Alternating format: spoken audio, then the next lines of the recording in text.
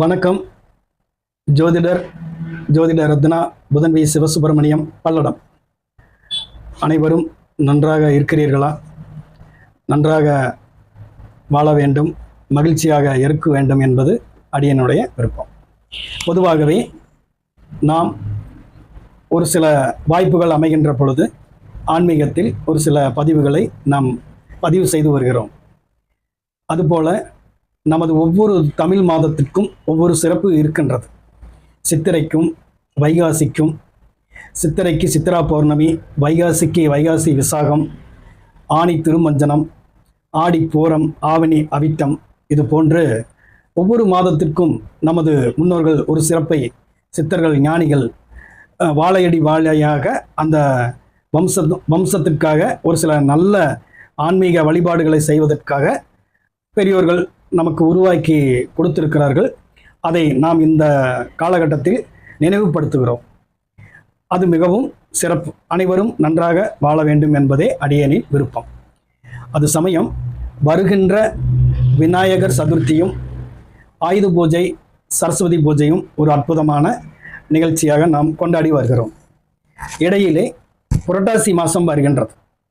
இந்த புரட்டாசி மாதம் மகாலய பட்சம், 15 நாள் தேய்பிறை என்கின்ற அடிப்படையில் முன்னோர்களுக்கு வழிபாடு செய்யும் மாதமாக மகாலய பட்சத்தை நாம் கொண்டாடி வருகிறோம். இதிலே ஒரு சிலர் 12 மாதங்களில் 12 அமாவாசைகளுக்கு தகப்பனை இழந்த அந்த ஆண் பிள்ளைகள் ஒவ்வொரு அமாவாசைக்கும் திதி கொடுத்து வழிபாடு செய்வதும் வழக்கமாக வைத்திருக்கிறார்கள். அது அவரவர்கள் வசதியை பொறுத்து. முடியாதவர்கள் தை மாதம் அமாவாசை, ஆடி மாதம் அமாவாசை, புரட்டாசி அமாவாசை, இந்த 3 அமாவாசையை தொடர்ந்து கடைபிடித்து வருகிறார்கள். கடைபிடிக்க வேண்டும் என்பதும் நியாயமானது. இந்த 3 அமாவாசையும் முடியாதவர்கள் தயவு செய்து புரட்டாசி மகாலய பட்சம், அந்த புரட்டாசி அமாவாசையாவது நீங்கள் கடைபிடிப்பது மிகவும் சிறப்பு. என்ன காரணம் என்றால், இந்த புரட்டாசி மகாலய பட்சம் அந்த 15 நாள் அந்த தேய்பிறையில் நமது முன்னோர்கள் அனைவரும் நாம் குடியிருக்கும் நம் வீட்டுக்கே வந்து நமது வீட்டிலேயே அவர்கள் இருக்கின்றார்கள் என்பது ஐதீகம்.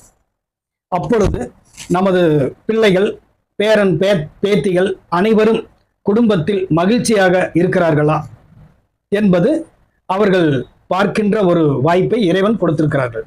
எனவே நாம் அனைவரும் ஒற்றுமையாக இருந்து அந்த முன்னோர்களுக்கு புரட்டாசி மாசத்தில் முடிந்தவரை அந்த 15 நாட்களுக்குள் எந்த நாளாவது உங்களுக்கு சௌகரியமோ அந்த நாட்களில் அவர்களுக்கு திதி கொடுக்கலாம். அதே சமயம் பரிகார ஸ்தலங்களில் பரிகாரம் செய்யலாம். முடியாதவர்கள் அவரவர்கள் வீட்டிலேயே படையல் வைத்து வழிபாடு செய்து வணங்கி வரலாம். இதிலே முக்கியமானது, படையல் வைக்கின்ற பொழுது பொதுவாகவே அகத்திக்கீரையும், கொத்தவரங்காயும், வாழைக்காயும் போன்ற பாகக்காயும், இது போன்ற காய்கறிகளை சமைத்து படையலிட்டு அவர்கள் விருப்பப்பட்டு உண்ணும் உணவை படையலாக படைத்து வழிபாடு செய்வது மிகவும் சிறப்பு. வாழைக்காயில் ஒரு மகத்துவம் என்னவென்றால், நமது வம்சம் வாழையடி வாழையாக வாழ்வது.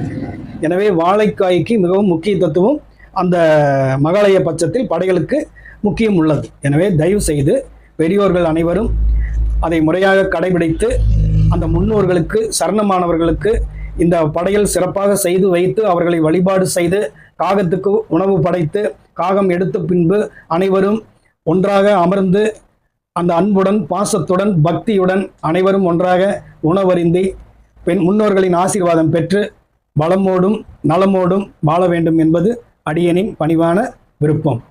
எனவே தயவு செய்து அனைவரும் இந்த மகாலய பட்சத்தை முறையாக கடைபிடித்து நன்றாக வாழ வேண்டும் என்று வாழ்த்துகிறேன். நன்றி, வணக்கம்.